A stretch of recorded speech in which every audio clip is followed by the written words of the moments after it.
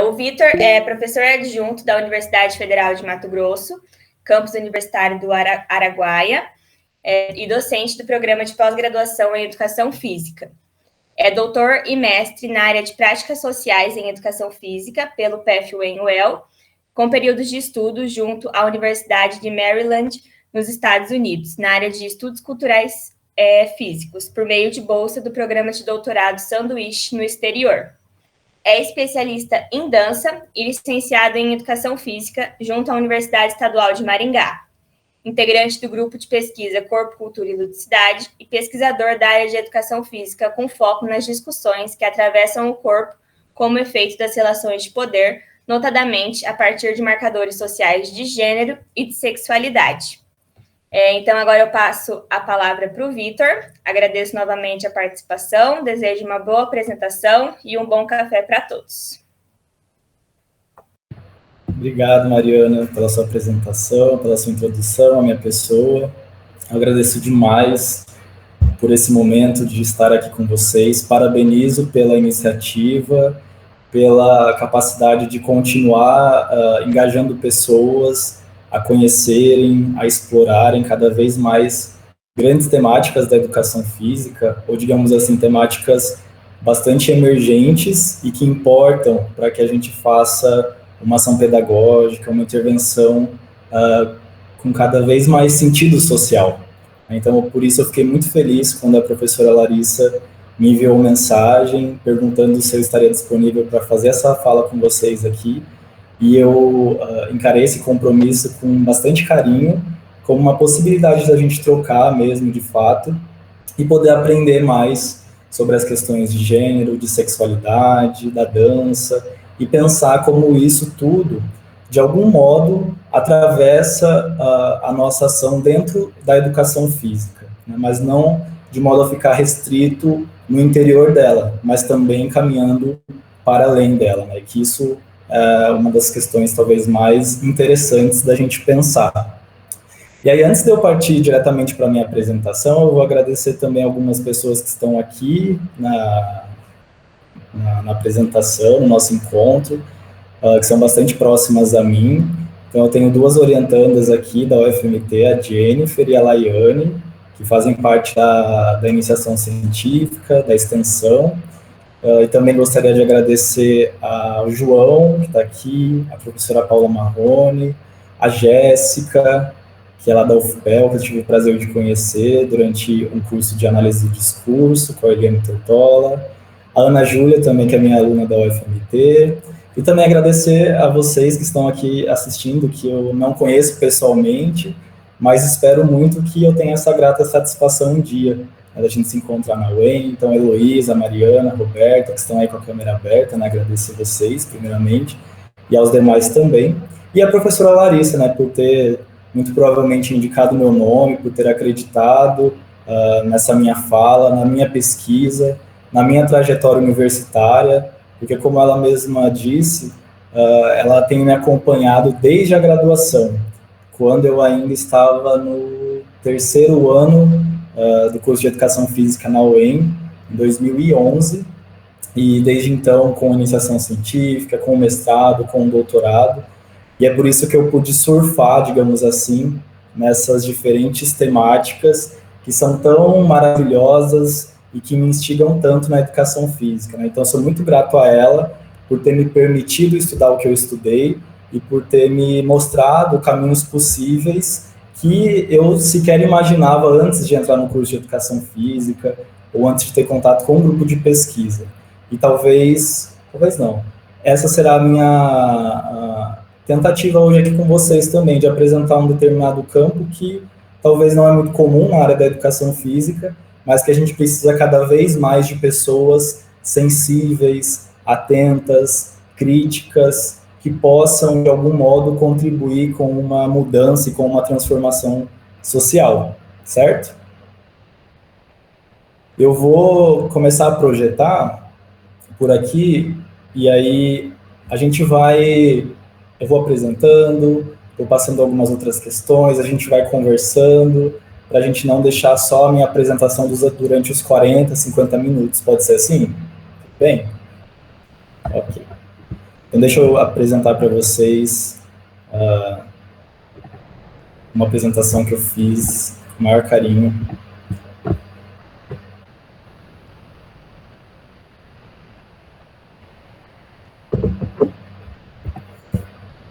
Vou falar a frase do ano, mas tá aparecendo aí para vocês? Tá, sim. Ah, né? Bom, então eu produzi esse título, né, pensando em algumas questões que para mim são bastante importantes na área. Então eu fiz uma pergunta, né, lancei essa pergunta para que vocês fossem de algum modo instigados por ela, assim como eu fui. Né? Subversões de identidade na educação física. E aí, para a gente tentar discutir um pouco essa pergunta ou atribuir algumas respostas a ela, eu delimitei algumas questões que a gente pudesse conversar. Então, o foco ou os limites dessa pergunta, elas serão orientados pelas questões da dança, do gênero e da sexualidade, que são os temas que, nos últimos 4 anos, digamos assim, eu tenho me debruçado com mais ênfase. Isso não quer dizer que outros não façam parte da minha trajetória investigativa, como a gente vai conversar aqui também, como vou apresentar nos slides, mas quero dizer que esses foram os mais enfáticos, né, e que eu me debrucei a partir de algumas leituras que eu também vou apresentar a vocês. E aí, deixa eu colocar aqui para visualizar uma página, porque daí fica isso. Quando eu passo uma página de uma vez. Esse processo aqui de apresentação do que eu faço, do que eu já fiz, etc., não é uma coisa que eu gosto muito de fazer, porque durante o meu percurso lá no doutorado sanduíche nos Estados Unidos, eu comecei a perceber que lá eles não fazem, não dizem quem eles são, ou onde eles se formaram, parece que a gente tem que encaixar o quebra-cabeça por si só. Mas eu vou fazer aqui porque eu acho que é importante, no nosso contexto, uma vez que demarca quem eu sou, da onde eu parto, por que eu falo uma coisa, por que eu deixo de falar outras, e aí esses encaixes, eles talvez facilitam as conclusões que eu vou alcançar ao final da minha palestra com vocês aqui. Né? Então, eu sou licenciado em Educação Física pela Universidade Estadual de Maringá, eu fiz especialização em dança, eu sou mestre e doutor em Práticas Sociais em Educação Física, e nesses 2 processos eu fui orientado pela professora Larissa Michele Lara. Durante o doutorado, eu tive a mega oportunidade de ir aos Estados Unidos durante o ano de 2019 e o ano de 2020 para fazer uma imersão junto ao grupo de pesquisa Physical Cultural Studies. E a minha participação nesse grupo foi justamente a partir do contato que eu tive com essa abordagem por meio da professora Larissa, quando ela fez o pós-doc dela na Universidade de Bath, e aí eu tive a oportunidade de fazer essa visita como pesquisador na UMD, ganhando uma bolsa, né? Então foi muito incrível, foi um período maravilhoso, só não foi ainda mais por conta da pandemia que eu tive que enfrentar por lá. Então eu cheguei mais ou menos não, no dia 3 de novembro, especificamente, de 2019, e em março de 2020, 14 de março, tudo se fechou nos Estados Unidos, e até o momento que eu voltei para o Brasil, as coisas ainda estavam bastante perigosas por lá. Né? Então, eu passei esse período aí escrevendo a minha tese, fazendo imersão nos textos, e o que foi também, de certo modo, interessante para que eu conseguisse concluir meu trabalho do modo como eu concluí. E hoje, na verdade, desde 2017, eu tenho atuado como professor das disciplinas de dança e de ginástica aqui na UFMT, no campus do Araguaia, e recentemente, depois do doutorado, né, digamos, eu me credenciei como docente do programa de pós-graduação em Educação Física da UFMT, lá em Cuiabá, e atualmente eu coordeno o programa da residência pedagógica, o subprojeto de Educação Física, também coordeno um projeto de extensão chamado Observatório de Danças do Araguaia, experiências formativas e ações comunitárias, que a gente tem buscado mapear como a dança se materializa aqui na nossa região, possibilitando formação continuada aos professores e aos grupos e mostrando para as pessoas qual é o trato desse conhecimento aqui no Vale do Araguaia. E a gente vai fazer também, até o final do ano, uma grade de aulas de balé clássico, de danças de salão, de danças urbanas, dança fitness, entre outras que a gente vai ofertar para a comunidade. Então, depois até envio para vocês o convite com essa lista para quem quiser fazer parte.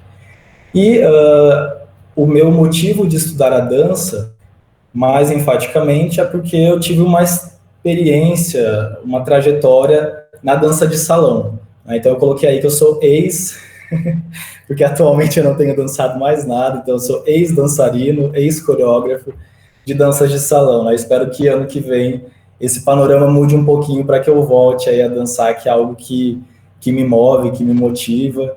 A Paula Marrone, que está por aqui, que é a professora da UEM nesse momento, ela foi a minha parceira de dança de salão durante bastante tempo aí em Maringá, e junto com ela eu tive a oportunidade de organizar festas, de elaborar coreografias, de ministrar aulas, oficinas, workshops, o que me ajudou a pensar muito também o modo como eu penso a dança, as questões de gênero na dança e assim por diante. Dito isso, me posicionando, né, de alguns modos para que vocês me conheçam um pouquinho mais, né, embora o tempo seja curto, eu, para começar a nossa conversa, separei aqui uma pedagogia pública, digamos assim, com um recorte de uma série chamada Pose. Vocês conhecem essa série? Alguém aqui já assistiu Pose? Não? Ana Júlia, sim. A Jéssica, sim. Muito boa, então algumas pessoas conhecem. Mas fico feliz de algum modo que quem não conhece vai ter a oportunidade de assistir só um trechinho aqui de uns 3 minutos mais ou menos. É uma série que está disponível no Netflix, ela tem 2 temporadas, e é uma série que nos ajuda a pensar um pouco das questões relacionadas à dança no final da década de 80, início da década de 90, nos Estados Unidos, durante a explosão dos casos de HIV no país. Né? E aí a série retrata como a dança era um espaço, era um local em que pessoas que eram expulsas de casa por serem gays, por serem lésbicas ou por serem transgênero, acabavam se reunindo em grandes grupos, que eles chamavam de casa, para que eles conseguissem sobreviver diante daquela realidade de injustiça social. E a série trabalha todos os episódios com esse recorte temático e outros que vão compondo as cenas. E aí, especificamente para vocês, eu trouxe uma cena do Damon, que é um dos personagens principais, quando ele enfrenta um determinado problema com a família dele por conta da dança. Tá? Eu vou compartilhar aqui para vocês esse episódio que está no YouTube.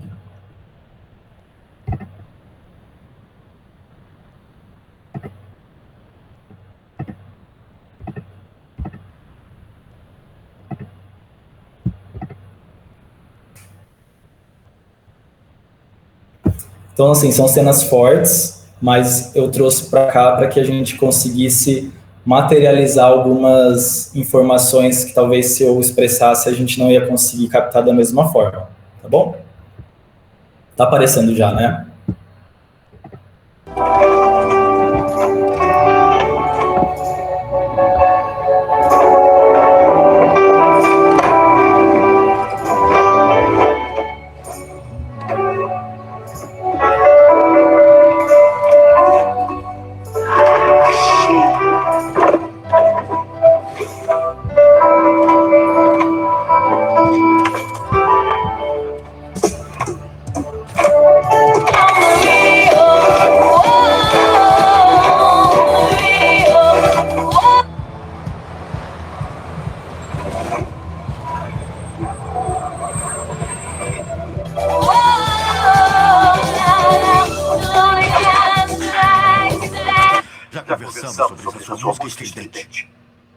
Você estava onde? Eu estava na escola, sim. Sabe onde eu estava? Na cidade. Fui encontrar os amigos para tomar uma cerveja. Quando eu cheguei, estava todo mundo rindo. Lembra do Todd que trabalhou comigo na fábrica? Ele te viu saltitando naquela escolinha de balé. E eu pensei, não, meu filho. Porque já conversamos e eu disse não para as aulas de dança. Eu posso explicar? Então como explica isso aqui?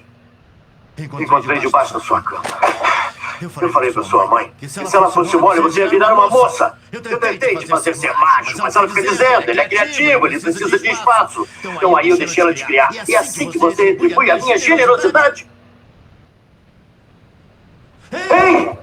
Diz alguma coisa, você tem 17 anos, já é um homem, não é? Diz alguma coisa. Sou dançarino. E... sou gay. Eu estou tentando ser alguém, eu quero sair dessa cidade e ser muito famoso, pai! Então eu sou um ninguém porque nunca saí daqui. Você não sabe o que é ser homem. Ter que lutar. Ai! Ai!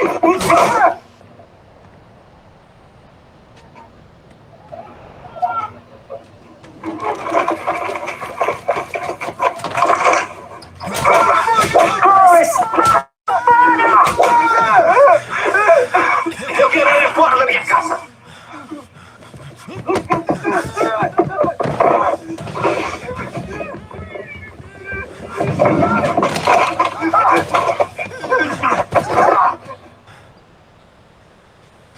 Pra mim você morreu.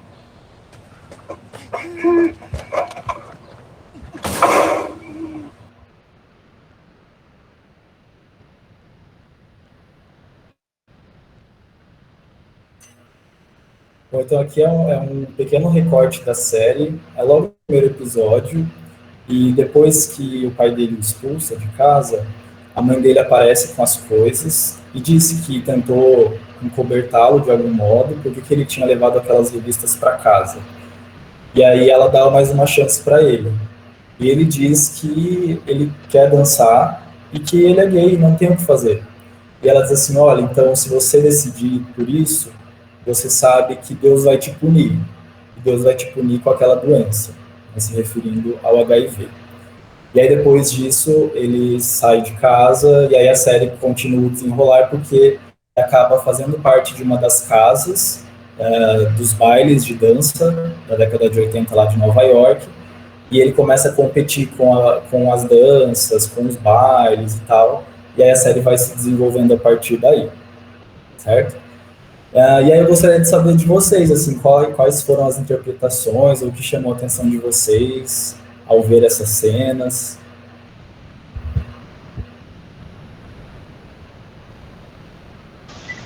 Pra mim dói. Eu entro, na verdade, tipo, fico meio em choque, assim, sabe? Porque dá vontade de chorar, eu fico meio frustrada em ver a situação, sabe? Imaginando, tipo assim, eu nunca passei por isso e eu não consigo imaginar a dor que é ver seus pais, amigos te punindo, te julgando por uma coisa assim que, sabe, não cabe a eles. Ótimo, gente. Obrigado, viu, pela sensibilidade. Alguém mais gostaria de falar alguma observação? É algo muito, muito triste, e eu, estando dentro da área da dança também, é algo que eu vejo muito, que é muito complicada a questão da homofobia e também essa questão dentro da dança, né? Quando a gente pensa no homem fazendo dança, no homem fazendo balé, que são modalidades ditas como modalidades clássicas, que são mais delicadas, né? E a gente vê os pais querendo tirar os meninos, né, dessas modalidades e querendo colocar em coisas que são mais em esporte. Não vai dançar, vai jogar, não pode ir para dança, né? Sendo que não tem relação uma coisa com a outra, né? Obrigado, Mariana. E você também dança, Mariana? Você disse que já reconheceu alguns episódios como esse próximos a você, né? Então, uma das coisas que eu também gostaria de expressar, né, que embora seja um filme, uma série, retrata muitos casos, né? Então, é algo recorrente. Claro que a gente precisa também avaliar o recorte temporal em que a cena está sendo correspondente, que é o final da década de 80, mas a gente também entende que a história não é nada linear.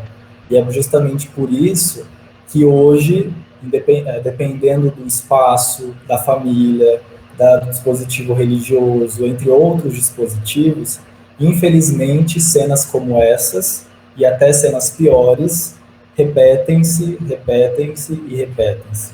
Né? E aí, a pergunta é, como nós, de algum modo, podemos produzir espaços de reflexão, de produção pedagógica, de questionamento, que possa, então, transformar esse tipo de realidade, né? Fazer uma produção que gere uma determinada mudança social, né? Porque existem vários daemons por aí, existem vários pais de daemons por aí, e isso acaba acontecendo, né? Então, o recorte que eu fiz a partir dessas cenas foi para a gente entender que isso aconteceu, acontece, e se a gente não fizer nada, vai continuar acontecendo, né? Então, eu acredito muito nessa mudança que se dá nas nossas micro-relações. Então, o fato da gente estar conversando aqui, o fato da gente ter essa oportunidade de diálogo, faz com que algumas normas, algumas esferas sociais acabem, mesmo que em uma pequena dimensão, elas acabem sendo questionadas, tensionadas, e são nessas rupturas, nessas fendas, que a gente consegue, então, contribuir para que a sociedade se organize de uma forma mais justa. Especificamente, em relação ao daemon, a gente tem algumas características em relação a ele, né? Ele é, vocês falaram, né, um menino, então ele é um homem, um menino, e qual é a sexualidade dele? Ele se declarou homossexual pro pai, né? Então, ele é um menino homossexual, e quais outras características vocês enxergam nele também? Ele é preto. Então, ele é preto, ele é negro, e isso contribui, de um certo modo, para que ele seja classificado socialmente. Né? E vocês acham que esses modos do daemon se fazer no mundo como homem, como negro, como homossexual, fazem com que isso impacte, de algum modo, em como ele experiencia a dança? Ou vou melhorar a pergunta. Será que se o daemon fosse menina, branca e heterossexual, por exemplo, ele experienciaria a dança de um outro modo? Ou se ele fosse homem, branco e heterossexual? Ou se ele fosse homem, branco e homossexual? E aí, se ele tivesse alguma deficiência, né, se ele fosse de uma outra geração? São características que a gente chama de marcadores sociais, e esses marcadores contribuem para que o nosso corpo seja lido de um determinado modo e não de outro. E são essas leituras que o nosso corpo produz para um outro que fazem com que a gente se posicione no mundo. Vocês concordam com isso? Já passou pela cabeça de vocês que isso é um processo que acontece ou não? Me digam.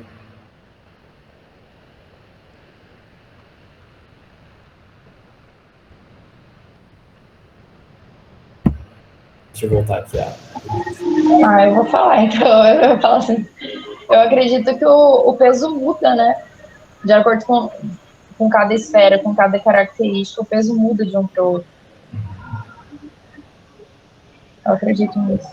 Para a gente facilitar essa compreensão, pessoal, para eu dar mais recursos para que a gente consiga entender um pouco melhor o que é isso, eu trouxe aqui, olha, vocês estão vendo o slide aí projetado, certo?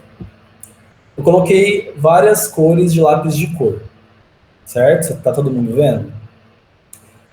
Se eu pedisse para vocês, vamos fazer um exercício aqui coletivo. Se eu pedisse para que vocês classificassem esses lápis ou essas cores de algum modo, como é que vocês fariam essa classificação? Por exemplo, eu vou juntar tal cor com tal cor, porque essas cores fazem tal coisa para mim, essa cor com essa, por isso.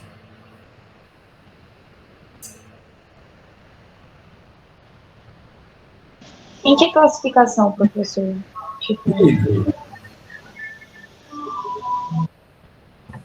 Eu acabaria as claras de um lado e as mais escuras do outro. seria um tipo de classificação que eu faria. Ótimo. Então, a Laiane classificaria mais escuras e mais claras. Que outras classificações a gente teria aí? Dá para pensar em mais algumas? Tem como dividir entre tons quentes e tons frios também. Ótimo. Então, tons quentes, então a gente colocaria ali o vermelho, laranja, os terrosos, e os frios, o roxo, o azul, né? Beleza. Então, outra classificação aí. Tem mais alguma? Cores primárias, cores secundárias. Ótimo, Juliana, obrigado pela sua participação. Então, a gente pode também classificar a partir dessa forma aí de estruturar em primárias, secundárias, as combinações delas, né, Juliana? Também. Ótimo. Mais alguma classificação? Bom, eu acho que talvez não exatamente a gente, porque por estarmos aqui a gente já se interessa por esse tema, mas obviamente há quem separe essas cores em cores de meninos e cores de meninas, né? Então, se a gente for pensar em chás de revelação e coisa e tal, né, e uma preparação para receber um menino, teria alguns tipos de cores ali, e uma preparação para receber uma menina certamente teria outras. Isso. Então, essas questões de gênero também atravessam as cores, né, Paula? Então, a separação de cores para meninos, cores para as meninas. E veja, a gente só está falando de cores, né?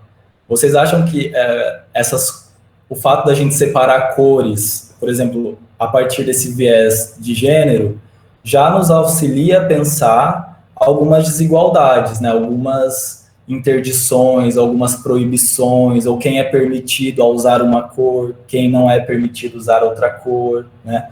E aí tem gente que se afasta de uma cor. E aí tem outros fatores também, né? Por exemplo, eu posso separar naquelas cores que eu gosto mais, as que eu gosto menos.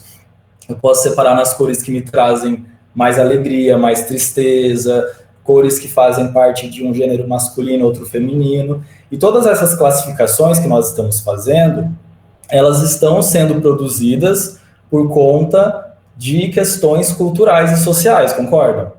Né? Elas não são isentas. E aí isso faz com que a gente se aproxime mais de algumas cores, se afaste mais de outras, e isso não se dá de uma forma neutra.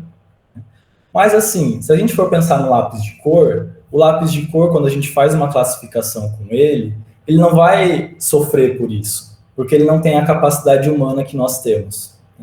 O grande problema, pessoal, é que esses processos de classificação, como nós fizemos com as cores e com os lápis, acabam sendo utilizados também quando a gente se refere às pessoas. E esse modo de classificar pessoas é chamado nas ciências sociais, na antropologia, de uma forma mais enfática, de marcadores sociais de diferença. Então, são os modos como a gente olha para as pessoas e como também nos olham e, de algum modo, tentam nos encaixar em algumas caixinhas. E existem alguns marcadores que são mais acionados que outros. Eu trouxe alguns aqui para a gente pensar. Então, os marcadores de gênero, ou marcador de gênero, é um grande marcador utilizado hoje para que a gente entenda alguém.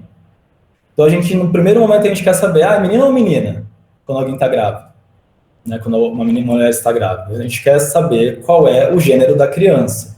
Mas a gente também tem que entender que existem outros gêneros, outras expressões de gênero, como gênero fluido, transgênero e assim por diante. Né? Outra marcação é a marcação de classe. Então, nós dividimos pessoas em classes. E aí depende da ótica que eu vou usar para essa divisão. Eu posso falar que existem proletariados, donos do meio de produção, ou uma classe média, classe alta, classe baixa e assim por diante. Existe um marcador social de raça, então se uma pessoa é preta, se ela é branca, se ela é indígena, entre outras questões. Existe um marcador social de deficiência, né, que nos mostra, nos informa sobre deficiências que uma pessoa tem, geração e sexualidade.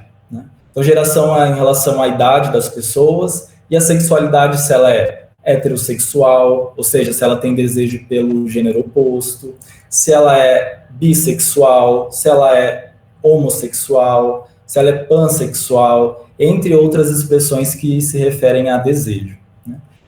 E assim, o que acontece quando a gente entende que esses marcadores sociais de diferença eles existem e eles estão sendo acionados de algum modo para produzir a nossa sociedade? É que existem algumas classificações que, de algum modo, não são tão aceitas na nossa sociedade.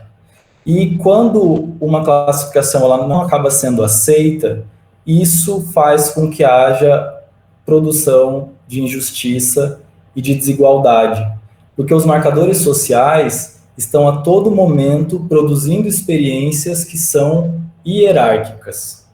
Então, voltando à experiência do Damon, ele tomou uma surra do pai dele justamente porque um marcador de diferença foi acionado naquele momento e fez com que o pai dele ficasse com raiva, ficasse com ódio e o negasse como filho. E aí, para a gente observar a situação em que o Damon se encontra, a gente pode fazer outras leituras, como eu disse para vocês, em relação à raça, em relação às questões étnicas, em relação a gênero, e tudo isso vai nos fornecer modos para que a gente entenda como aquela pessoa se produz como sujeito na sociedade. E essa produção como sujeito que faz com que a gente entenda quais práticas, no caso da educação física, quais práticas corporais podem ou não podem ser destinadas para alguém.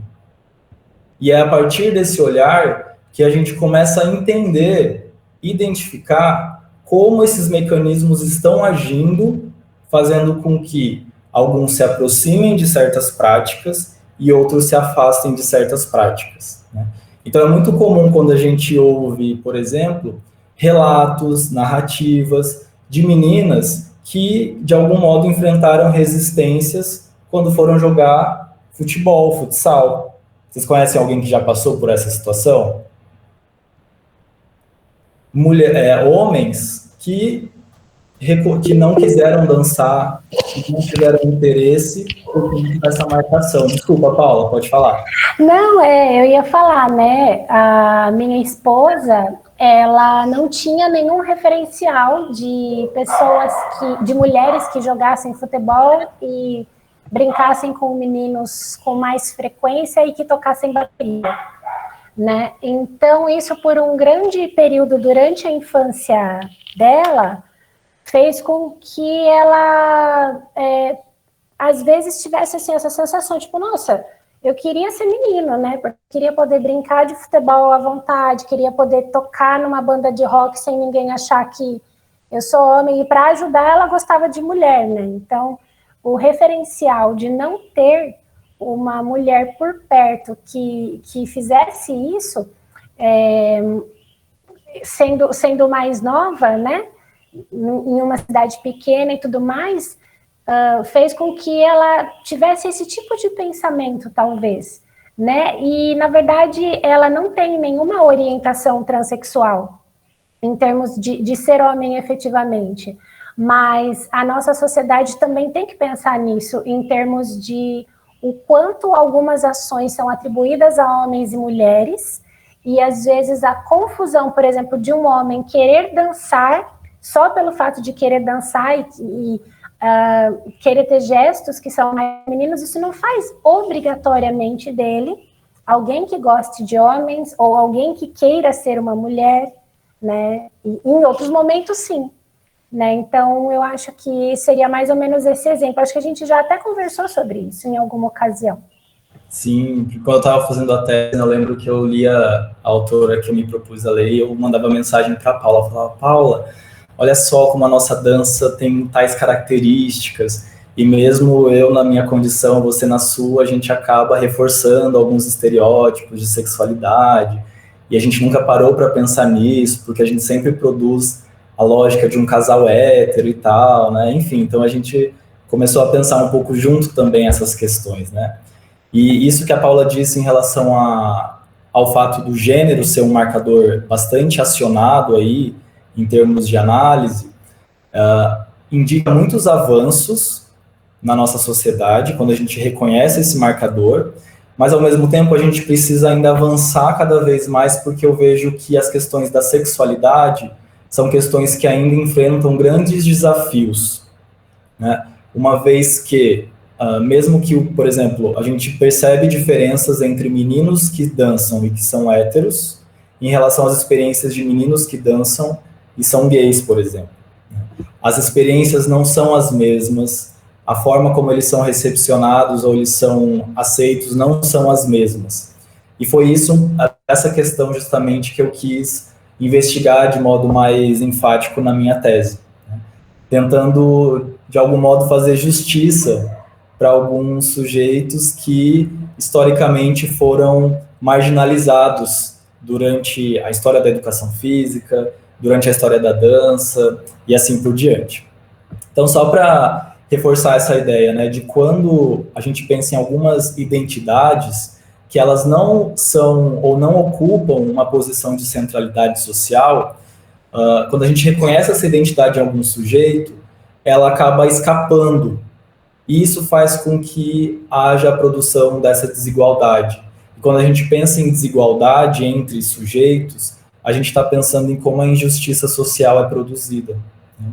Então, quando, por exemplo, eu não ocupo uma posição identitária que normalmente é comum dentro de um esporte, normalmente eu não vou ser aceito dentro daquilo, né?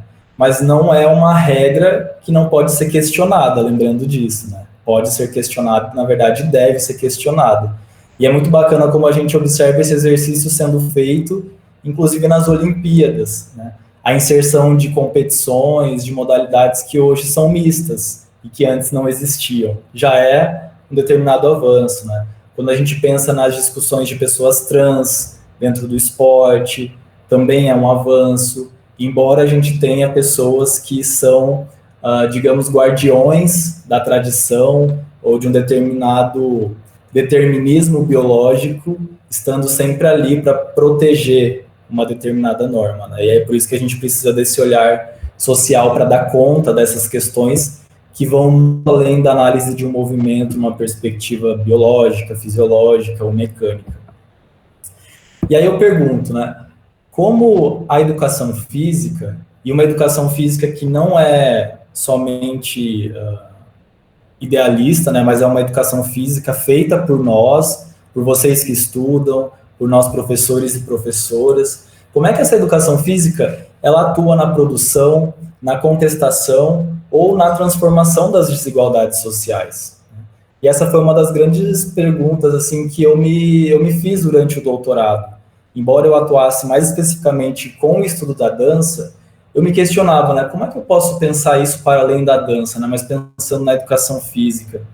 E aí eu me recordava de várias outras práticas que escapavam, né, vários outros corpos que escapavam à educação física, como, por exemplo, pessoas que não estão num determinado padrão de formato corporal, que é informado para nós, né, na sociedade, ou que não tem uma determinada cor de pele, ou que não gosta de alguns esportes ou algumas manifestações, e assim por diante. E aí foi por isso, pessoal, que eu decidi escrever a tese que eu escrevi, né, que eu intitulei de Corpo, Dança e Educação Física, Experiências Subversivas de Gênero e Sexualidade. E aí, para fazer essa pesquisa, como eu informei a vocês um pouquinho antes, eu pensei em trabalhar com professores de educação física, formados em educação física, que trabalhavam com dança nas universidades brasileiras.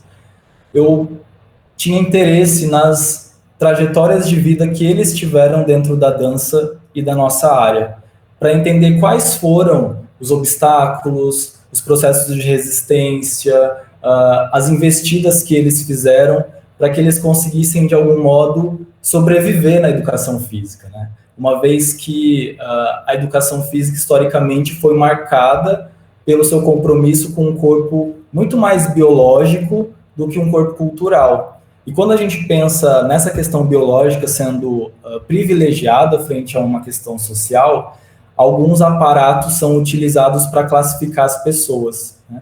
E aí, com isso, tem-se a defesa de uma certa natureza do corpo humano. E quando a gente pensa na sexualidade, qual é a sexualidade que é vista como natural? A heterossexualidade ou a homossexualidade? A heterossexualidade.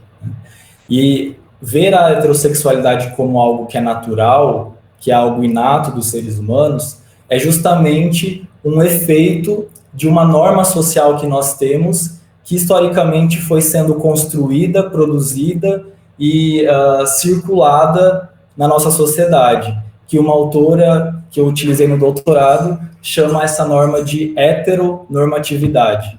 Já ouviram falar dessa norma? Heteronormatividade? Não?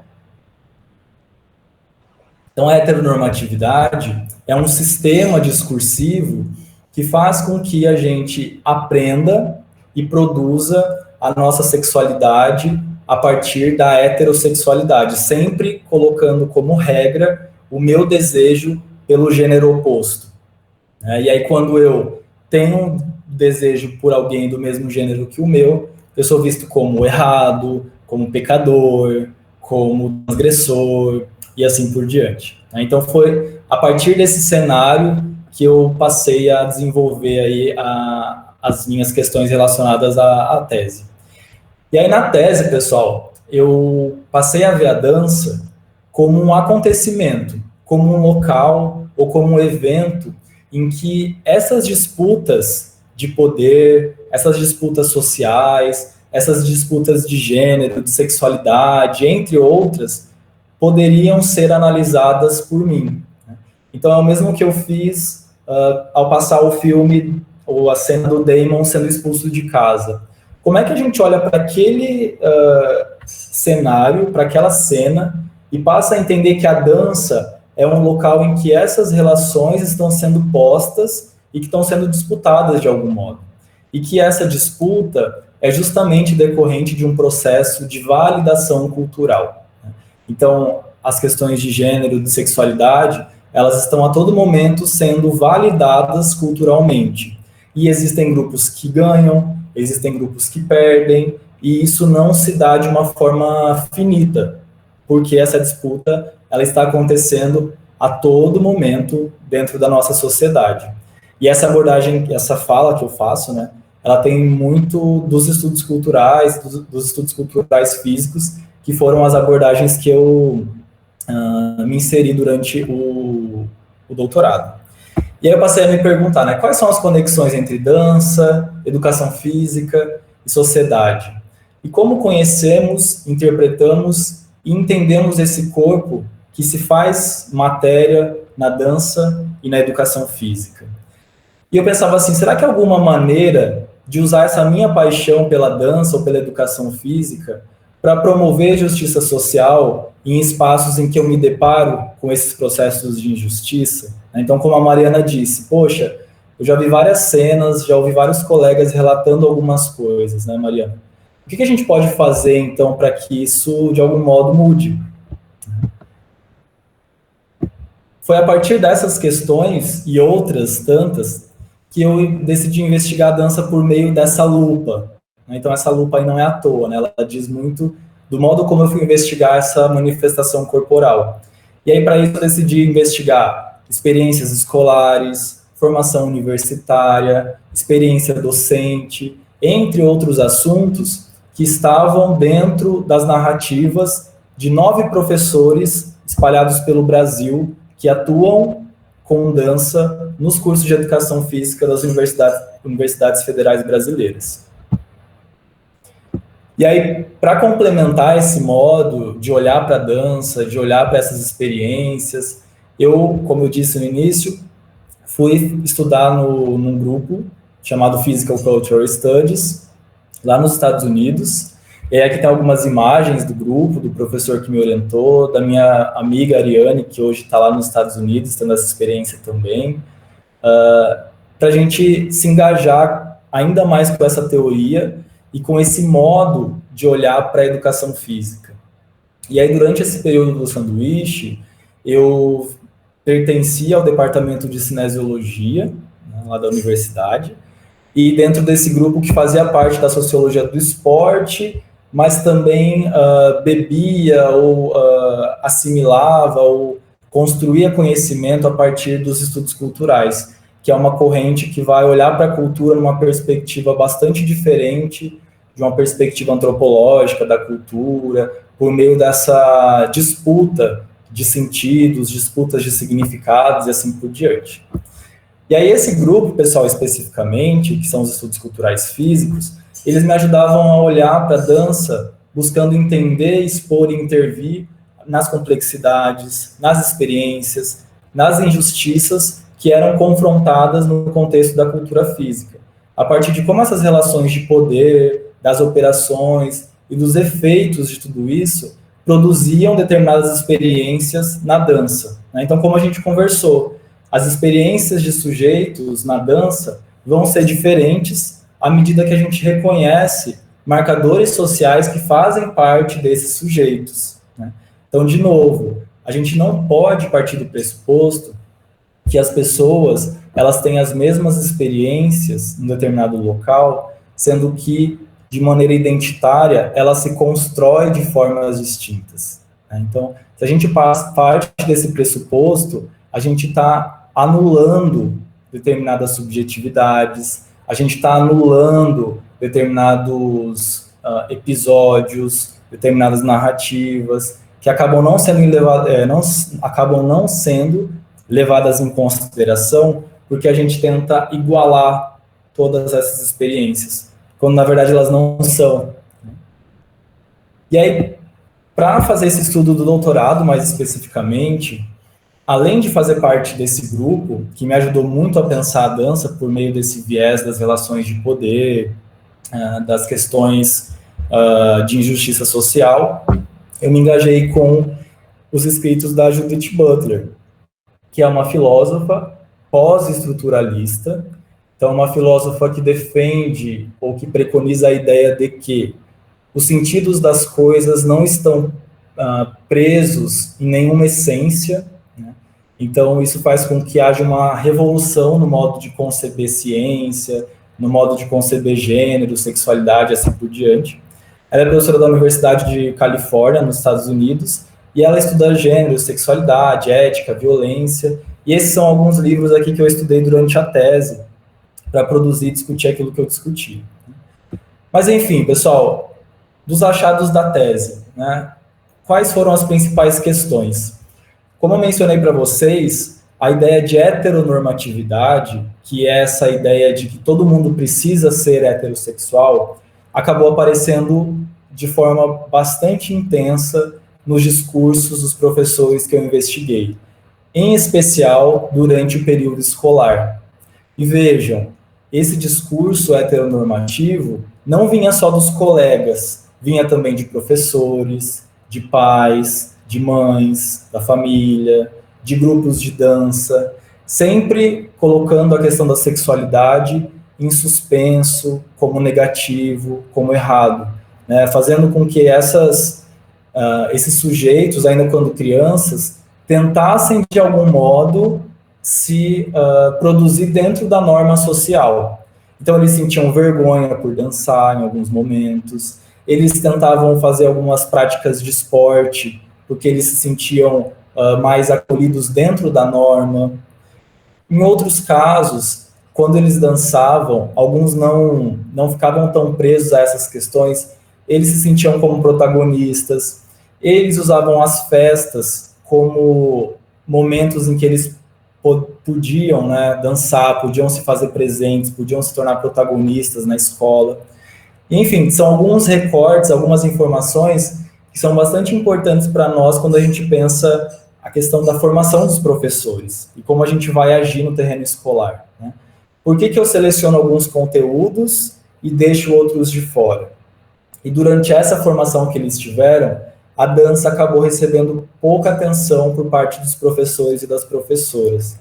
Não dá para afirmar com certeza que foi apenas a questão de gênero que fez isso, mas a gente pode pensar que foi um dos grandes aspectos que produziu a dança como elemento inferior na educação física daquele momento, somadas às questões históricas, sociais, que nós também temos na educação física, quando a gente pensa o currículo que a dança dispõe dentro da nossa área.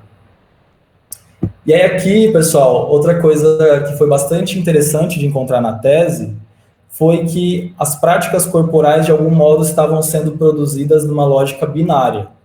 E que a lógica binária é a disposição a partir de duas formas de ser e estar no mundo. Então, quando a gente pensa em gênero, de modo binário, a gente pensa em meninos e meninas. E aí a educação física que eles tiveram foi produzida nessa mesma perspectiva, de práticas corporais que cabiam para meninos, práticas corporais que cabiam para as meninas. E aí a lógica da dança para meninas, esporte para meninos, acabava aparecendo com bastante intensidade nas falas e nas experiências relatadas por eles. E tudo isso fazia com que, de algum modo, violência acabasse aparecendo nas suas experiências, né? Então, na tese, muitos falam que eles eram chamados de viadinhos, bichinhas, alguns apanhavam por conta disso. Então, muitas questões que atravessam as questões de gênero e de sexualidade acabavam impactando no modo como eles experienciavam a educação física. Mas, enfim, né, embora essas discussões bastante resistentes tenham sido produzidas por eles nas escolas e no período que eles vivenciaram a escola, hoje, como professores de dança nas universidades em que eles atuam, eles acabam produzindo experiências que vão, de algum modo, questionar todos esses padrões, todas essas normas sociais relacionadas a gênero e sexualidade. Vou me corrigir, na verdade não são todas, porque dificilmente a gente consegue subverter ou produzir outras questões desfazendo de tudo que já foi feito. Mas há uma perspectiva de mudança a partir de conteúdos, metodologias, que fazem com que a dança e essas questões sejam, de algum modo, subvertidas, transformadas, contestadas. E aí aqui eu trouxe 3, que são elas: as proliferações subversivas, as pedagogias públicas e as materialidades corpóreas. Vocês têm alguma ideia do que sejam proliferações subversivas na dança?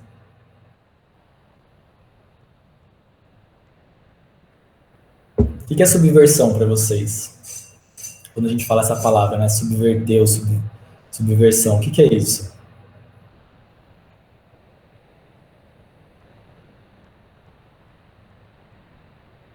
Quando eu digo assim, Juliana, ontem na festa você subverteu todo mundo, hein? Eu não sei o significado dessa palavra. Vamos pensar assim, olha, subverter é quando a gente produz alguma quebra dentro de uma norma. Então vamos supor que a gente está dentro de um espaço que tem alguma tradição em relação ao modo como a gente tem que agir, como a gente tem que se vestir, como a gente tem que falar, como a gente tem que se comportar. E aí quando a gente produz uma subversão, a gente está produzindo algo que não é esperado nesse espaço, porque a gente está transgredindo essas regras que estão postas, certo? Então, quando eu chamei de produções ou proliferações subversivas, eu estou chamando a atenção a alguns modos que a gente pode trabalhar com a dança que não sejam necessariamente a partir da regra. Em especial, as regras que fazem parte desse universo de gênero e de sexualidade. Eu vou dar um exemplo que muitos citaram. A dança de salão. Normalmente, a gente olha para a dança de salão e a gente vê um casal ou um par composto por quais gêneros?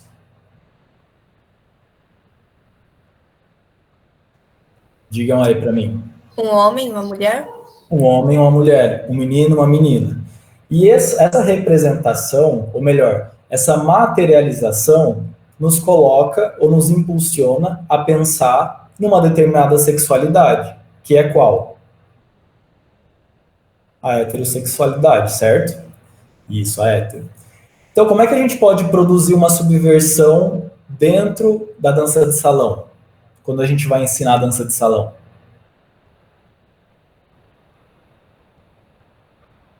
homem com homem, né? Isso, Giuseppe. A gente pode ensinar dizendo que tá tudo bem dançar menino com menino, homem com homem. O que mais? Mulher com mulher. Mulher com mulher, né? Também tá tudo bem.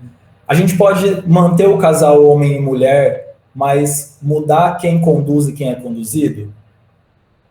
Né? Porque na dança de salão a gente tem essa ideia, né, de condução. E quem é o condutor nesses casos? Os homens.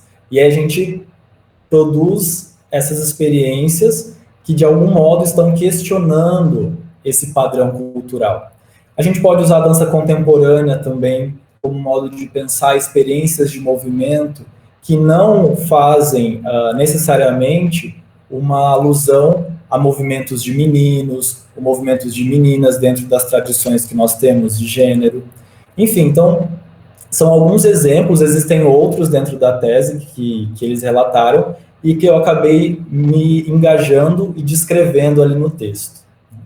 Em relação às pedagogias públicas, eles relataram que eles também produziam subversões da dança a partir de programas de televisão, por meio de filmes, por meio de séries, por meio de... gente, perdi a palavra. Reality shows. Eu ia falar TV shows, reality shows. Vocês já assistiram Dança dos Famosos? Também existe a mesma produção que a gente conversou. Sempre quando tem a dança, é composta por um homem e por uma mulher. E os discursos que fazem parte dessas danças também são bastante machistas. Quem aqui de vocês assistiu a apresentação da Paola Oliveira, de funk? Não, alguém assistiu? Quando ela acabou de apresentar, os homens, o apresentador e o jurado, eles teceram alguns comentários horríveis, no sentido de colocar o corpo dela como um objeto sexual ali no palco. E aí, como a gente pode, então, usar dessas pedagogias públicas que estão disponíveis na nossa sociedade e que estão ensinando questões sobre corpo, sobre gênero, sobre sexualidade, para que a gente aprenda que aquilo é uma forma de reproduzir algumas normas sociais. E aí a internet foi a loucura, porque a gente também consegue observar um local cada vez mais crítico na internet, né? Então o pessoal do Twitter já foi assim, meu Deus, como assim? Que comentários nojentos e assim por diante. Então é bom observar que esse tipo de resistência tem acontecido em outros espaços, né? Que não só no meio acadêmico. E que, na verdade, esses espaços nos informam de muitas questões, né? E o que a gente pode conversar aqui também sobre isso. E que todo mundo tem acesso. E outra questão, para finalizar essa ideia de pensar as possibilidades pedagógicas, foi que esses professores relatam como o corpo acaba sendo o elemento central de experiências pedagógicas, né? Então, para nós, a educação física, isso pode parecer bastante óbvio, mas eu gostaria de reforçar, né, que, diferente de outras áreas, nós podemos aprender durante o movimento, né, com o movimento, numa prática que faça essa relação entre teoria, né, entre prática, que muitos autores chamam de praxis, né?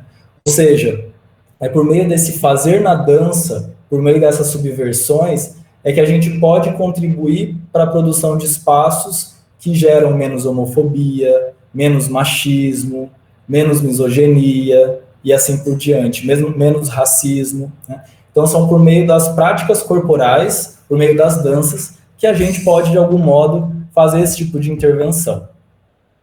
E aí, pessoal, no final da tese, uma das questões que me chamou bastante atenção foi a partir de uma leitura que eu fiz com a Butler, de pensar como esses professores, de algum modo, estavam produzindo alianças sociais, né?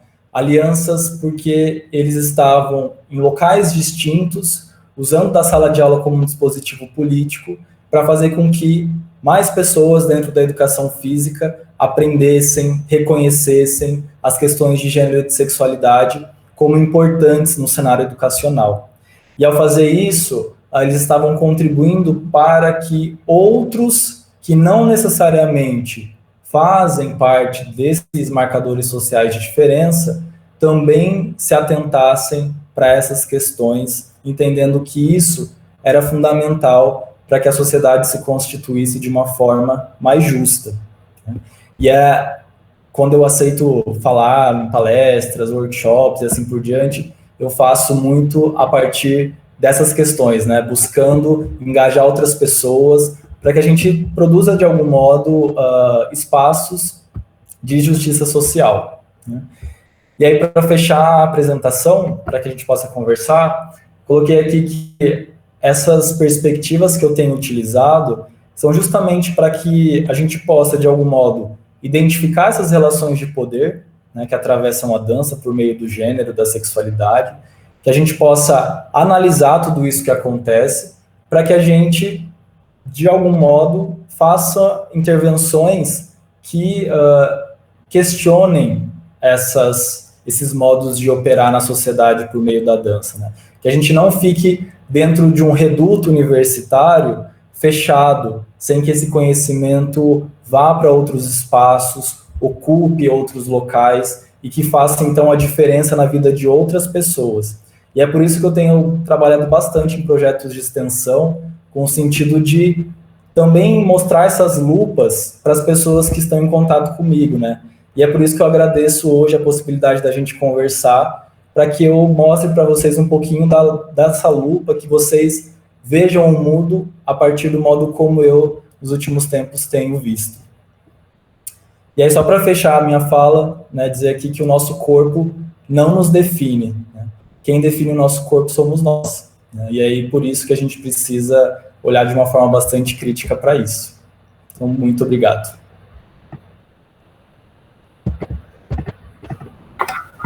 Muito obrigada, Vitor. Sua fala é muito necessária, né, nos dias atuais. Então, a gente agradece. E agora a gente abre espaço para o nosso debate. Então, o pessoal podem mandar perguntas no chat, que a gente vai estar lendo, ou, se preferirem, abram os microfones para a gente conversar. O pessoal vai se organizando, deixa eu falar um pouquinho e agradecer já, né, pela forma didática com que você comunica, né, o teu tema e nos torna, assim, nos deixa presos a ele, né, e com vontade de conversar com você. E aí você perguntou ali, né, falou até de um evento lá, né, da Dança dos Famosos, né, que acontece na Rede Globo. Eu não vi o funk, mas eu fiquei bem pensativa, né, em relação ao passo doble. Eu não sei, não lembro quais foram os dançarinos que fizeram, eu não sei se você assistiu esse. Não, acho que vale a pena, assim, para a discussão, acho que é bem interessante. O passo doble, né, que faz parte aí da dança de salão, né, mas tem toda uma característica aí das touradas, né, espanholas, e em que o toureiro traduz toda a emoção na dança, né, e ele dança conduzindo a parceira até como se fosse a sua capa, né, ou seja, tem um forte direcionamento nesse aspecto, né, do papel da mulher, e a mulher é como se fosse a capa, e há um desenho desse casal aí na dança, né, e é uma dança de bastante tensão. E aí 2 artistas, né, a mulher se vestiu de homem, e o parceiro dela continuou sendo o homem, né, então não tinha esse desenho de um homem e de uma mulher. E aí eles dançaram, eu não lembro se eles se utilizaram da capa, acho que tinha capa entre os dois em algum momento, e, ou seja, ela usou né, de uma necessidade de uma linguagem de subversão, né, uma linguagem de mudar, né, aquele padrão na dança de salão e da forma de comunicar com o seu próprio corpo. Foi pro júri, né? O júri que não tem muito, assim, conhecimento técnico, né? Mas é mais a experiência estética do gostado, e foi muito bem avaliado, e foi pro júri técnico. E aí, não vou, assim, reproduzir aqui, nem citar nomes, né? Mas, assim, a fala foi: vocês subverteram uma tradição, né? É interessante isso, mas não para dança de salão, não para o passo doble, porque fere a tradição dessa dança na sua raiz. E aí a gente entra naquela questão, né? Qual os limites dessa subversão, né? Quando a subversão é necessária por várias questões, só que também tem a tradição muitas vezes ligada a questões de uma cultura popular, vamos dizer assim, na forma como uma manifestação se insere, né, num determinado povo, numa determinada comunidade. Enfim, eu estou jogando a bomba para você, porque eu sempre me pergunto também como resolver, né, isso, quais os nossos limites. Então, estou jogando aqui para a gente pensar junto mesmo, para dialogar, tá bom? Eu não sei se vocês assistiram essa parte, né, volta e meia eu gosto de dar uma olhada no que acontece em alguns canais ou, né, programas massivos, porque tem algumas discussões bem interessantes para a gente fazer. Eu me lembrei agora com a sua fala, eu não assisti o Passo Doble, mas eu tenho o Globoplay, vou tentar assistir porque eu consigo ver o programa todo, e eu gosto muito de ouvir o que os jurados falam sobre. Aí eu vejo que o júri técnico tem essa perspectiva bastante arraigada na tradição. E em 2015, se eu não me engano, eu estava bastante ativo na dança de salão, e eu dançava zouk, pessoal. E aí naquele momento eu fazia parte de grupos de Facebook, sabe quando a gente se reúne assim nos grupos da internet e passa mensagens, enfim, né, tem uns fóruns de discussão. E eu me lembro que foi um momento em que a dança compartilhada, a condução compartilhada na dança de salão começou a se estruturar com mais densidade em Florianópolis. E eu lembro dos comentários sobre essa forma de se dançar. E uma das grandes questões debatidas nesses fóruns era justamente a tentativa desses tradicionalistas de manterem o que eles chamavam de tradição na dança de salão, né? Então, não, a tradição é um homem e uma mulher, sempre há a presença desse homem conduzindo, né? E aí, assim, eu vejo que a proposta de pensar outras formas ou outras subversões não é no sentido de apagar aquilo que se estruturou por muito tempo como uma tradição dentro de uma manifestação, mas é justamente tentar produzir outras possibilidades para que outros e outras também se sintam reconhecidos dentro dessa estrutura. Então, quando a gente pensa, por exemplo, no casamento, muitos fizeram a defesa do casamento heterossexual e a não defesa ou a objeção ao casamento homossexual, porque há uma tradição, né, historicamente constituída dentro de aspectos religiosos, culturais, sociais, que nos fazem pensar que o casamento é só realizado por um homem e por uma mulher. E hoje a gente tenta lutar para que outros tenham os mesmos direitos. E eu vejo que talvez se a gente leva isso não a cabo para a dança, mas alguns tons para a dança, é justamente pensar nessa possibilidade de abrir para que outros se sintam reconhecidos. Me lembro que um dos professores da minha tese dizia que ele fazia esse trabalho de subversão nas danças populares. E foi muito bacana ouvir essa possibilidade, porque era algo que eu não pensava muito também, porque eu tinha um pensamento mais no sentido de, olha, né, na dança popular, por conta dessas características que nos referem a um determinado grupo, temos que manter essa mesma tradição. Mas eu vejo assim, que é possível ir além. Eu acho que num programa de televisão, aí que nós temos uma possibilidade ainda maior por tratarmos de um espetáculo, de uma produção cultural, e que pode, então, apresentar outras características, como outras músicas, outras vestimentas, e assim por diante, né? Porque a gente vê isso acontecendo nas manifestações populares, né? As pessoas se apropriando de outros elementos para que a tradição seja reinventada, renovada, ressignificada. Então, a partir dos estudos culturais, eu vejo isso como um processo que é passível de acontecer, e vai das disputas que fazem parte desse terreno. Eu sei que depois você vai assistir, eu lembrei de uma observação aí que fizeram. Olha, se fosse o passo doble, se vocês tivessem invertido os papéis, né, por exemplo, o homem fizesse o papel da mulher e a mulher fizesse o papel do homem, tudo bem, porque não descaracterizaria o passo doble, né?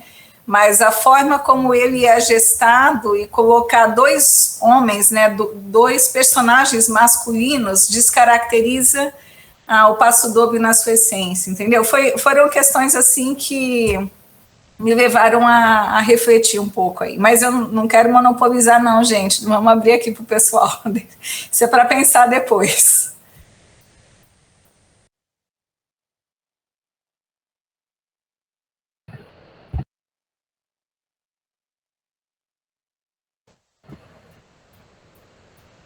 E até para pensar, assim, né, enquanto o pessoal vai... Não sei se alguém abriu o microfone, foi você lá.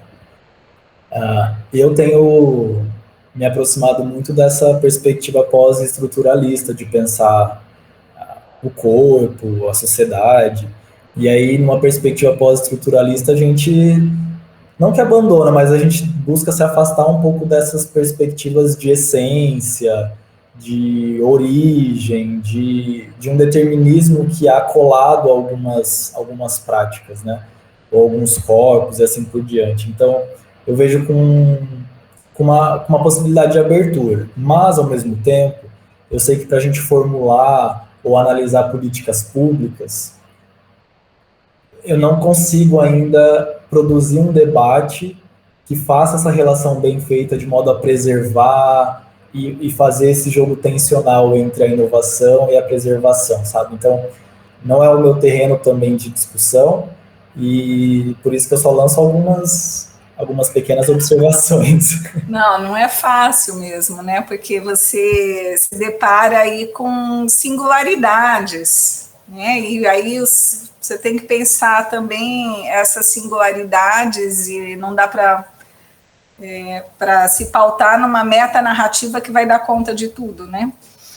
Então, mas amo, pessoal, é um café nosso, do Grupo PET, né, com os nossos e as nossas convidadas aí, e com o Vitor que está aqui, então fiquem, né, o professor Vitor, então fiquem bem à vontade, tá? Não tem questão simples, simplista, boba, não. Toda questão é uma questão importante a ser explorada. Isso, Giuseppe.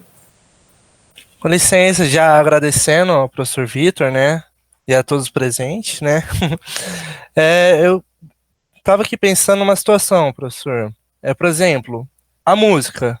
Você acredita que pode também, tipo, ser o diferencial de as pessoas olharem aquela pessoa, por exemplo, aquela pessoa que escuta rock e dança rock, não tem o mesmo olhar do que aquela pessoa que escuta funk e dança funk, já tem aquele olhar, tô falando no homem, né, já tem aquele olhar daquele outro pessoal que fala assim, nossa, aquele menino que tá dançando funk, ouvindo funk é tal coisa, agora aquele menino que escuta rock e dança rock é hétero, por exemplo, isso. José, obrigado pela tua pergunta. Eu vi tua foto e eu falei, conheço esse cara de algum lugar, mas é o Messi, né? Não é você. Mas obrigado pela tua fala. Justamente, assim, o que a gente tem que buscar construir na sociedade é justamente destruir essas colas que nós produzimos, né? Quem gosta de determinada coisa tem obrigatoriamente que se fazer assim. O outro que gosta de outra coisa não pode ser aquilo. Por que a gente tem essas produções, né? Por que a gente precisa sempre colocar as pessoas em determinadas caixinhas? uma das respostas, né, eu sei o porquê que a gente precisa fazer isso, porque nós, seres humanos, estamos a todo momento buscando com que o outro tenha sentido para mim. Então, quando eu olho para vocês, eu tento rapidamente produzir mecanismos que me façam entender quem é a Mariana, quem é a Larissa, quem é a Heloísa, quem é a Amanda, quem é a Juliana. E aí, como eu disse, né, alguns marcadores sociais vão me ajudando a construir essa narrativa sobre vocês. E vejam, todas elas são pré-concebidas. Porque, por mais que nós tenhamos características ou marcadores sociais que são semelhantes, a gente só trabalha numa perspectiva interseccional, ou seja, em que esses marcadores eles estão num emaranhado de situações. Então, ninguém é só mulher, ninguém é só homem, ninguém é só negro, ninguém é só branco, ninguém é só hétero, ninguém é só rico, pobre. Nós somos essa identidade múltipla de dimensões, né? E aí, Giuseppe, eu vejo que talvez para a gente contribuir com essa contestação, né, de quem gosta disso, quem ouve aquilo, a gente tem o terreno da escola, por exemplo, das academias, para fornecer outros espaços para que as pessoas escutem outras músicas, sejam incentivadas a ouvirem outras questões, perdão. E aí, por exemplo, Giuseppe, na minha aula, às vezes eu coloco agora músicas de drag queen, porque é algo que não apareceu na minha tese, mas fazendo essas reflexões comigo, né, foi um dos modos que eu cheguei de pensar, poxa, são identidades algumas são transgênero, mas não todas, né, mas é uma expressão identitária que também merece ser ouvida pelas pessoas, né, e por que não são? Né? E a gente tem, por exemplo, algumas discussões relacionadas a Pablo Vittar, desculpa, né, que acabam esbarrando em algumas questões bastante preconceituosas sobre, mas a gente tem que pensar que são identidades que estão se constituindo na mídia, que fazem com que a gente entenda que existem outras possibilidades de ser e estar no mundo. Né? E aí, Giuseppe, então, só para concluir, né, a minha fala, eu vejo que a gente tem esse potencial de mostrar para as pessoas que não necessariamente o que elas ouvem determinam aquilo que elas são, né? E por isso elas podem explorar outras questões. E é o mesmo com as práticas corporais, né? Não é porque um homem joga futebol, por exemplo, que ele nunca vai poder dançar e assim por diante. Apareceu mais um rosto ali, ó, o João Gabriel. Tudo bem, João? Hugo também, olha. Agora eu tô vendo o Hugo aqui. Mari, tem um comentário no chat. Vê pra gente, fazendo um favor. Elô, vai lá, você que tá com as perguntas. Então tá. A Gabriela, ela fala assim, muito interessante, quando se pensa em algo subversivo, muitas vezes relacionamos a algo com caráter negativo. Eu mesma tinha essa ideia, mas é algo além, envolve muitos debates e reflexões. Ficou bem esclarecido quanto ao tema gênero. Obrigada, professor, pelas falas.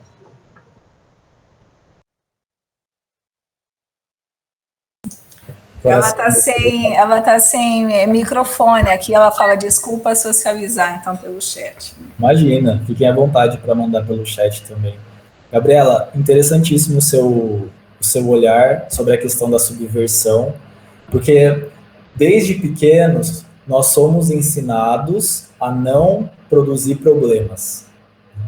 E essa é uma das questões que a própria Judith Butler coloca num livro que ela escreveu chamado Problemas de Gênero. E aí ela vai dizer assim, olha, desde quando eu era criança, assim, o criar problema sempre tinha um sinônimo negativo. Porque quem criava problema ia para a direção, ia para, enfim, era excluído da aula, alguma coisa acontecia. E foi justamente quando ela criou um problema que ela começou a ser ensinada por um rabino na escola e que ela começou aos 12 anos a aprender filosofia.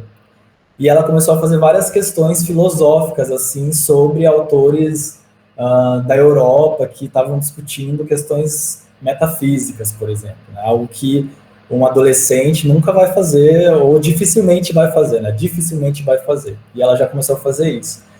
Então, ela começa o seu livro retratando como criar problema tem essa condição negativa. Mas, Gabriela, né, que fez essa fala, hoje os movimentos sociais, eles têm se apropriado muito de temas ou de palavras que antes eram tomadas como negativas e fazem uma reapropriação, uma reutilização do próprio termo. Vocês já ouviram falar de teoria queer? Teoria queer? Vou colocar aqui no chat. T-U-E-E-R. A teoria queer é uma teoria que vai fazer estudos sobre questões de sexualidade. E o queer nos Estados Unidos, no inglês, tem essa intenção de chamar alguém de bicha, de esquisito, de estranho. Então, o queer, durante muitos anos nos Estados Unidos, década de 80, 90, era visto como uma palavra pejorativa. Então, se eu chamava alguém de queer, eu estava tentando ofender aquela pessoa. Então, o que os estudos de gênero e de sexualidade fizeram? Então tá, vocês estão chamando a gente de queer? Beleza. Então, agora, a gente é queer sim, e o que vocês vão fazer com isso? Né? Então, há essa reapropriação de palavras para que a gente consiga, de algum modo, questionar de forma mais enfática. E eu vejo que a palavra subversão ou problema, que tinham esses tons mais negativos, hoje acabam sendo realocadas numa perspectiva de explorar possibilidades sociais que antes eram intocáveis, digamos assim. Essa teoria ela é retratada muito naquela série Eu Nunca, onde duas garotas, a menina descobre que ela é homossexual, né? E aí elas quebram a questão da escola de que só tem que ter um rei e uma rainha. Aí as duas ganham a competição e as duas são rainhas, no caso. É muito interessante essa série. Gostei muito dessa parte, retratou muito bem essa questão de gênero e tal. Obrigado, Amanda. Amanda, pessoal, ela está fazendo uma iniciação científica estudando a série Pose. Então, ela vai fazer uma análise de como Pose discute essas questões de gênero, sexualidade, dança, aqui na UFMT. Então, obrigado pela participação. Diga, Giuseppe. Ô, professor, e em instituições católicas, como a gente trabalha isso? Sendo que eu estudei numa instituição católica, certo? E eles nunca deixavam espaço para isso, certo? E como a gente consegue trabalhar isso nas escolas que são católicas? Pois é, Giuseppe, é uma das coisas que eu trago na minha tese, porque além de investigar os professores, eu trago as minhas experiências como relatos autoetnográficos, relatos narrativos. E eu também estudei numa escola particular. Eu estudava numa escola particular e religiosa em Maringá. E essa era uma questão muito forte, né? Eu me lembro que era impossível falar com as irmãs sobre o que as pessoas me chamavam, né? Do modo como eu era ofendido, porque parecia ser mais errado ser o que eu era do que viver aquele tipo de situação. E aí eu não conseguia dialogar com ninguém na escola. E aí hoje nós temos grupos cada vez mais que estão fazendo uma certa resistência, né, e criaram até um nome de ideologia de gênero, que foi um movimento que inicialmente foi criado pelo Vaticano para contestar algumas ações pedagógicas que buscavam essa igualdade de gênero, igualdade das sexualidades, para que a gente não conseguisse ensinar sobre essas questões nas escolas. E aí eu vejo, Giuseppe, que as nossas contribuições nesse tipo de cenário precisam ser feitas com mais cautela, mas precisam ser feitas. E aí o modo como isso vai ter que acontecer, digamos que a gente teria que fazer pelas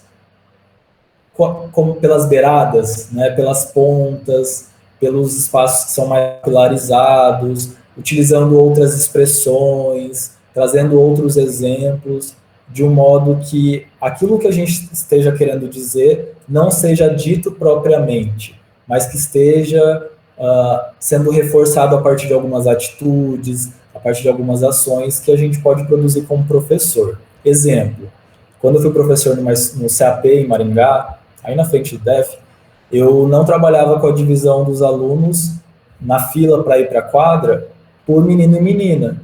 Eu falava por meio de frutas, por meio de chocolate, por meio de outras coisas que faziam essa divisão. Então, quem gosta de uva nessa fila, quem gosta de morango nessa fila. E aí eles se separavam a partir desses gostos. E aí eu ia brincando cada aula com um tema diferente. E eles se engajavam com essas mudanças. Então, veja, era um ato que poderia possivelmente ser realizado numa escola religiosa, que eu estaria subvertendo algumas normas de gênero, que normalmente são postas, mas eu não estaria falando sobre, e que passaria com bastante facilidade, digamos assim.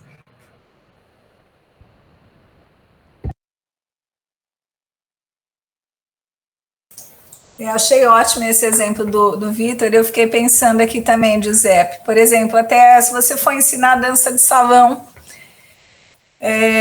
na escola, tá?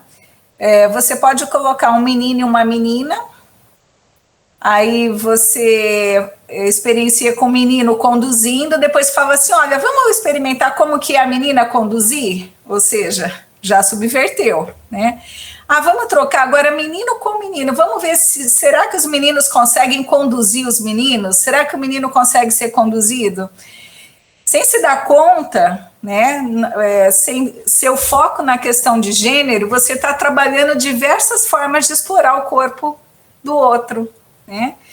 E isso vai gerando uma consciência que não é necessariamente racionalizada, né, pensada naquele momento, mas vai fazer parte da experiência corpórea dessa criança, né? E isso vai contribuir para que ela enfrente o mundo e para que viva diferentes situações, né, nas quais ela vai possivelmente lidar bem com isso.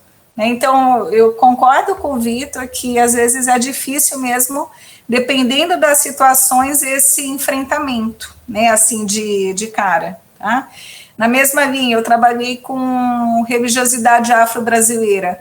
Dependendo do local, eu falava mesmo, olha, a gente vai fazer a dança de orixás, né, que você trabalha no terreiro, pesquisei em tais terreiros de candomblé, visitei outros na Bahia, né, minha pesquisa foi em São Paulo e tal, a gente vai trabalhar. Enfim, em outros espaços, já não dava para falar tão claramente, né? Então, eu trazia as danças de orixás, trazia os movimentos, né? Brincava, eles gostavam, né? Trazia algumas narrativas e gradativamente eu ia acrescentando elementos da religiosidade afro-brasileira, né? Do racismo estrutural, né? A sociedade que nós vivemos e por aí vai. Então, cada um de vocês vai ter que pensar, né, Vi, na melhor forma de enfrentamento. O que não dá é para fazer de conta que isso não existe, né? Ou para perceber, não, eu estou amarrado pelo contexto religioso, né? Pelo contexto de uma sociedade tradicional e não posso fazer nada. A gente sempre pode fazer alguma coisa.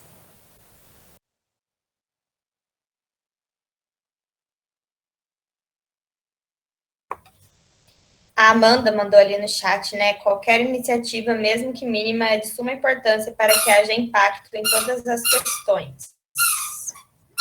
E só um pouquinho.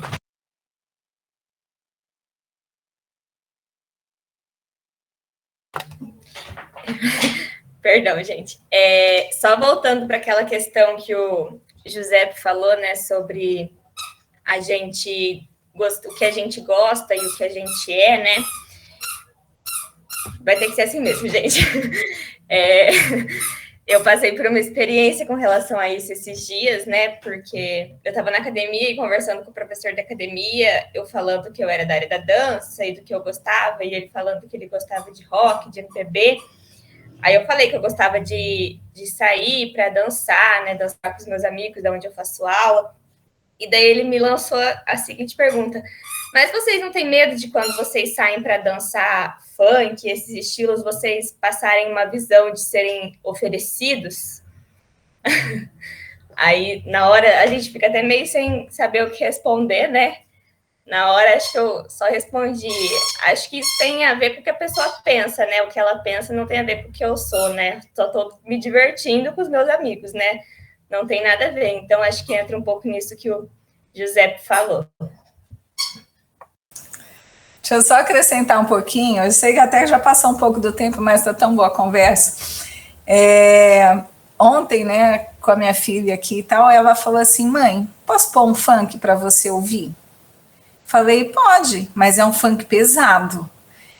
E eu falei assim, é um dos canais de comunicação com ela, né? Ela gosta de vários ritmos, assim, ela é bem diversificada, mas ela gosta de funk, né? E eu já fui de uma época que né, funk.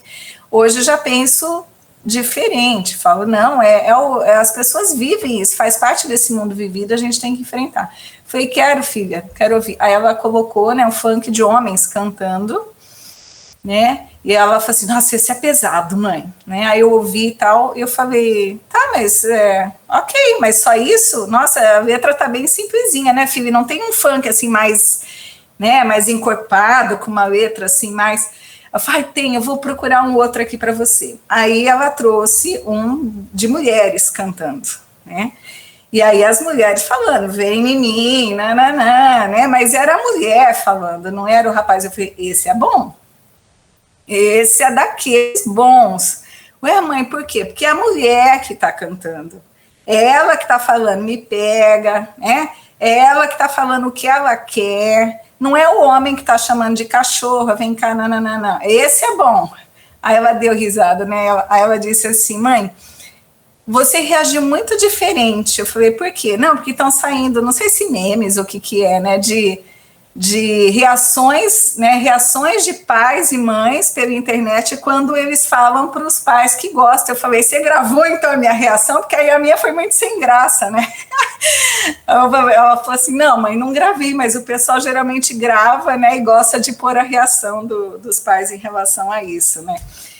Então, é bacana também o modo como a gente olha para as coisas, né? Entender que tem uma geração, que tem desejos, que tem gostos. Eu já gostei de umas coisas estranhas também, né? Musicais e tudo. Hoje eu falo, nossa, mas faz parte, né? Então, acho que professor e professora, quando está na escola, né, Vi, tem que saber olhar para essas questões e não é negar, mas assim, pegar e ver, olha, o que é bacana disso, né? O que vocês precisam pensar nesse mundo vivido, né? Abrir para outras possibilidades musicais também. Eu acho que é mais importante do que negar determinado conhecimento aí produzido pela sociedade, né? E que vem numa perspectiva lúdica também, que vem numa forma que fala de sexualidade, que escancara questões de gênero, né, escancara relações de poder daquele que pode, manda, dessa sociedade como está organizada, e a gente precisa discutir isso, né.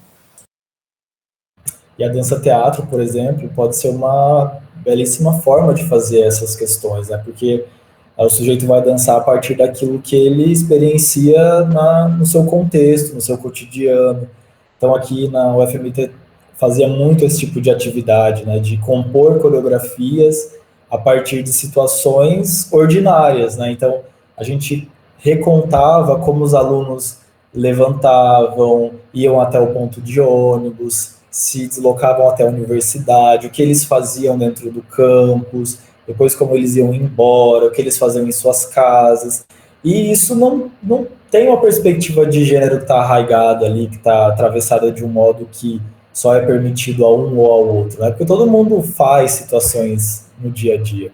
Então é uma boa aposta também não trabalhar com algumas expressões que são tão fechadas em algumas questões de gênero e de sexualidade, e que funcionam muito bem. Tanto é que esse foi um dos relatos da tese que foram bem sucedidos, digamos assim.